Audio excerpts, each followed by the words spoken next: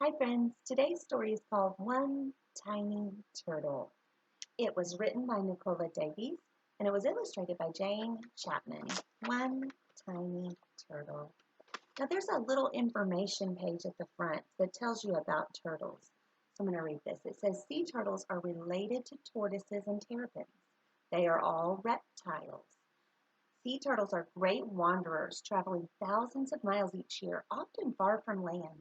This makes them difficult to study, so scientists are only just beginning to find out about their mysterious lives.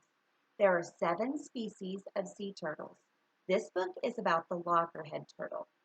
Loggerheads live in seas all over the world. So that's just some information about sea turtles before we start it. Here we go. One tiny turtle. Far, far out to sea, land is only a memory. An empty sky touches the water. Just beneath the surface is a tangle of weed and driftwood where tiny creatures cling. This is the nursery of a sea turtle. What do you think nursery means? Nursery is where a baby stays. So a nursery of a sea turtle might be where baby sea turtles stay. Passing in a boat, you might not notice Turtle. Not much bigger than a bottle top, she hides in the green shadows. She's a baby, so her shell is soft as old leather. Just a little fish bite could rip it open. But the turtle is safe in her world of weed and snaps her beak on tiny crabs and shrimps. It says here, turtles have shells that cover their backs and shells that cover their stomachs. The shells are made from bony plates that get bigger and harder as the turtle grows.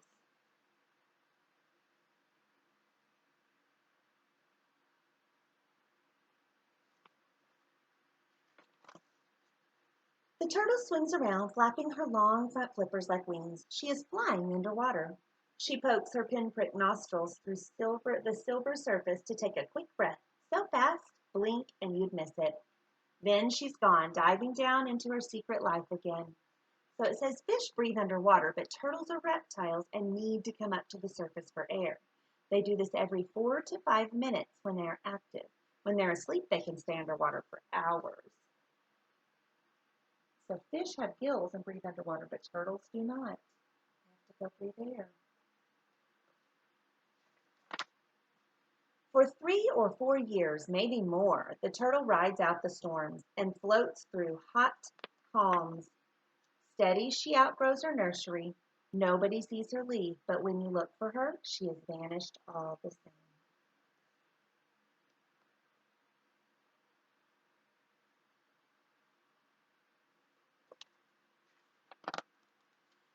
A year or two later, she turns up close to land, bigger than a dinner plate now. She's not a fish snack anymore. Her shell is hard as armor. Her head is tough as a helmet.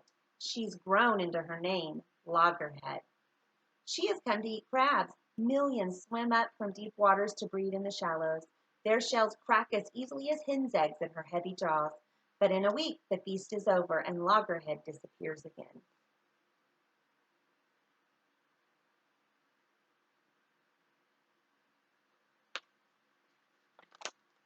Loggerhead wanders far and wide in search of food. In summer to cool seaweed jungles where she finds juicy clams and shoals of shrimp. And in winter to turquoise lagoons warm as a bath where she can munch on, among the corals. Loggerhead may travel thousands of miles, but she leaves no trace or track for you to follow. Only good luck will catch you a glimpse of her.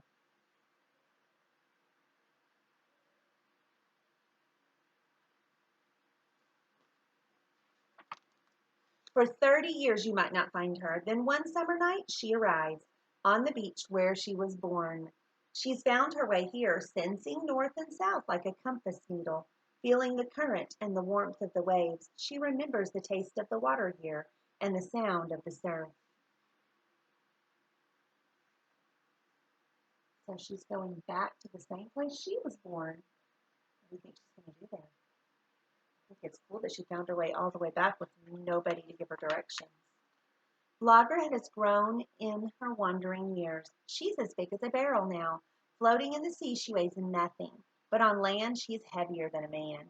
So every flipper step is a struggle, and her eyes stream with salty tears, which help keep them free of sand. says coming ashore is very risky for turtles. They can easily overheat and die, so they only nest at night or in cool weather. Then they get back to the sea as soon as possible. So the tears had a purpose. They weren't because she was sad, they were to keep the sand out of her eyes.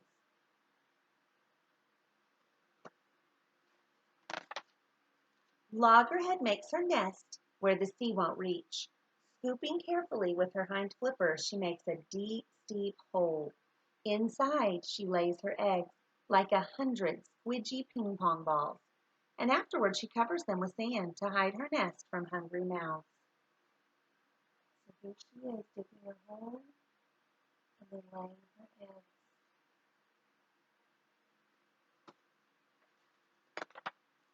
Then Loggerhead is gone again, back to her secret life. Left behind under the sand, her eggs stay deep and safe. Baby turtles grow inside. And before the summer's over, they wriggle from their shells. It says turtle eggs in warm sand can be ready to hatch in 6 weeks. If the sand is cool, they can take 3 weeks longer.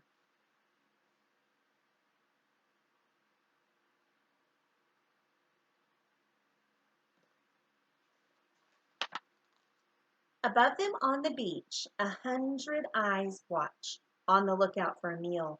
So the hatchlings wait until night. Then they burst through the sand and skitter toward the sea.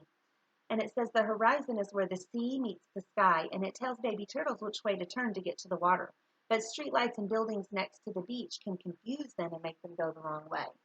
So nobody tells them, they sense it. They sense the horizon and they sense the sky and the sand and find their way to the sea. But these birds are prey, or predators, and they're the prey. They would like to eat them if they could. In the dark, claws and beaks and grabbing paws miss only one young turtle. One day she'll remember this beach and come back, but now she dives under the waves and swims, swims and swims, out into the arms of the ocean, far, far out to sea. Land becomes a memory, waiting to wake in the head of the little turtle. So the birds ate a lot of the turtles. Not all of them get to make it to the ocean.